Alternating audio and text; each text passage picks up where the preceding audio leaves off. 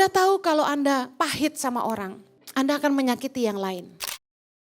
Kalau Anda simpan kepahitan, mulut Anda akan menyakiti orang-orang di sekitar Anda. Karena hurting people always hurt others. Jangan kumpul sama orang-orang barisan sakit hati. Biasanya kalau orang udah keluar dari sebuah perusahaan, pasti ngumpulnya sama teman-teman yang sakit hati juga sama perusahaan itu. You're not going to be better. Mazmur 106 ayat 32. Mereka menggusarkan dia dekat air Meriba, sehingga Musa kena celaka karena mereka. Sebab mereka memahitkan hatinya, sehingga ia teledor dengan kata-katanya. Lihat, orang yang hatinya pahit teledor dengan kata-kata.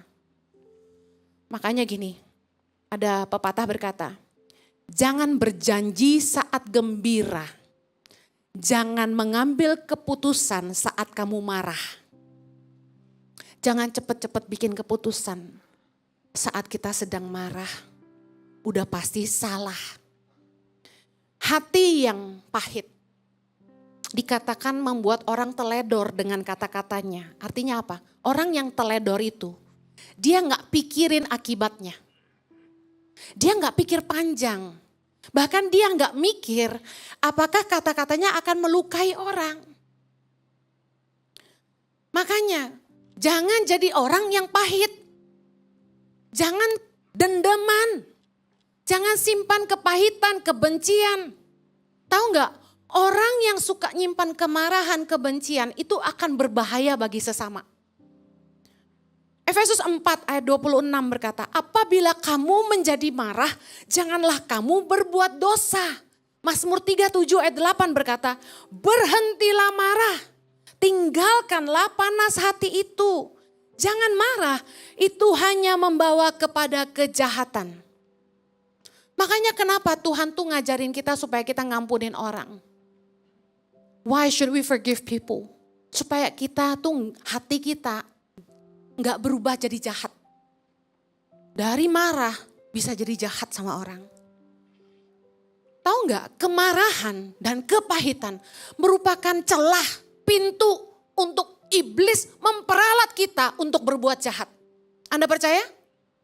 Kenapa orang yang tadinya tuh baik banget gitu, tiba-tiba bisa berubah jadi jahat banget.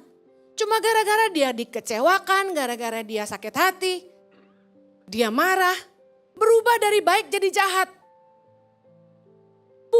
Bukan masalahnya orang ini punya kepribadian ganda, no.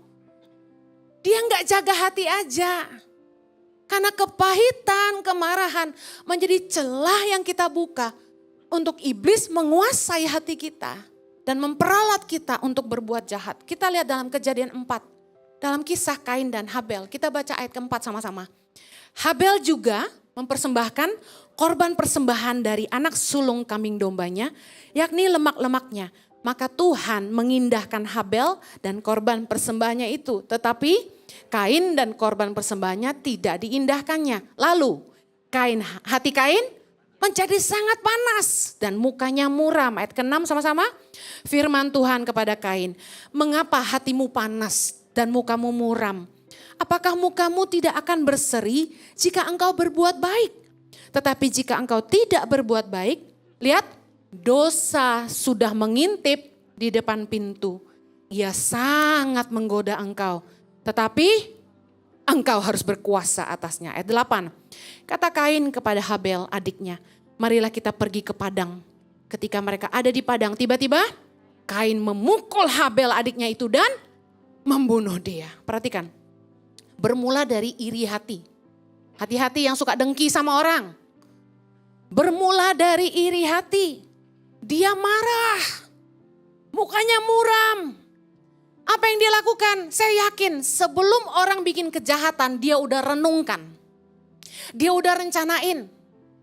Gimana caranya ngebunuh adiknya? Kapan? Di mana? Udah dipikirin, betul nggak? Nggak spontanitas. Yuk ke padang yuk. Dia mau bunuh pakai apa kalau dia belum siapin pisau? Semua kejahatan yang kita lakukan berawal dari kemarahan yang kita simpan di hati kita. Lalu iblis masuk di dalam perenungan kita, pintu terbuka, dosa sudah mengintip. Kamu sambut enggak? Enggak, harusnya kamu kuasai. Enggak, aku enggak boleh jahat sama adikku. Kenapa orang bisa jahat sama adik, sama kakak, sama sahabat, sama orang tua, sama anak sendiri? Why? Karena enggak jaga hati. Kamu mengizinkan iblis menguasai hatimu dan membuat kamu melakukan kejahatan. Bayangin, karena iri hati bisa bunuh adik sendiri.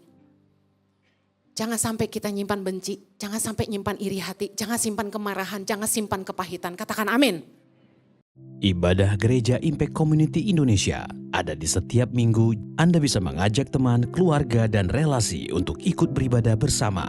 Setiap ibadah disertai ibadah anak atau Impact Kids dan ibadah remaja. Dan bagi anak-anak muda di Gereja Impact Community Indonesia,